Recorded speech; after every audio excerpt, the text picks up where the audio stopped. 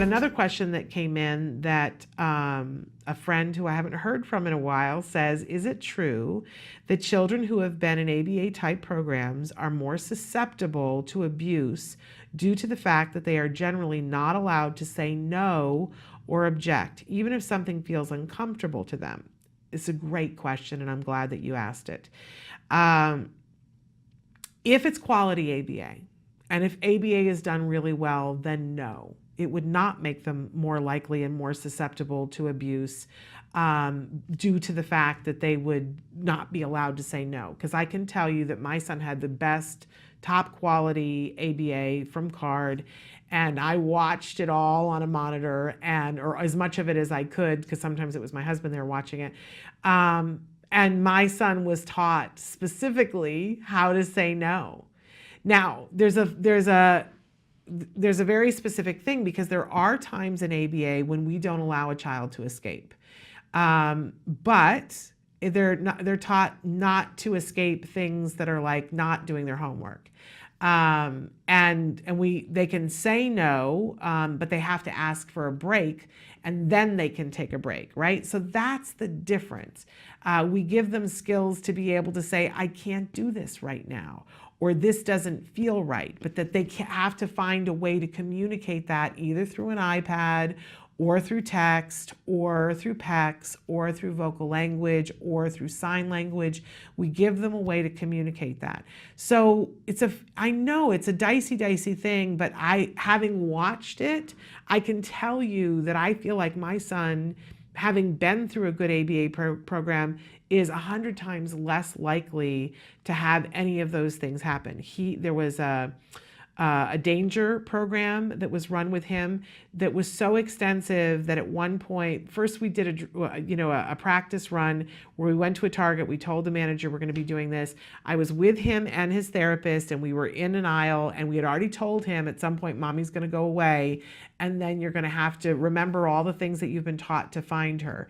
So he knew that that was going to happen. And so I walked away from him. The therapist was still with him.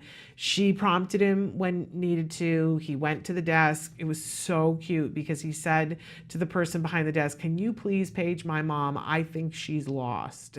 Not that he was lost, that I was lost. And of course, I was hiding behind the shopping carts and was like, I'm right here. And I still cried. But then they take it a step further, and I had to be kept at home. I was actually in the middle of a radio show, but they wouldn't let me come. So I was at home doing a radio show while my husband took him, and we didn't tell him that my husband was going to walk away from him. And there were 5 therapists positioned around the store so that there were always people that had eyes on him. He didn't know any of those therapists, but there were 5 people who had eyes on him. I think they even had camera so that he couldn't be in any danger, because I was like, what if a bad person comes right then? But so that he was left by himself, and a therapist that he'd never met came up to him and attempted to talk to him, and he'd been taught all these techniques of saying, you're a stranger, get away from me, and running to find a person in a uniform and saying to them, that man is a stranger and I don't know him. So no, I don't think that a good ABA program leaves our kids at danger for this. And even in therapy sessions, when my son would raise an objection, he was always taught that he had an out, that he could say, I need a break, and that was always, always, always listened to.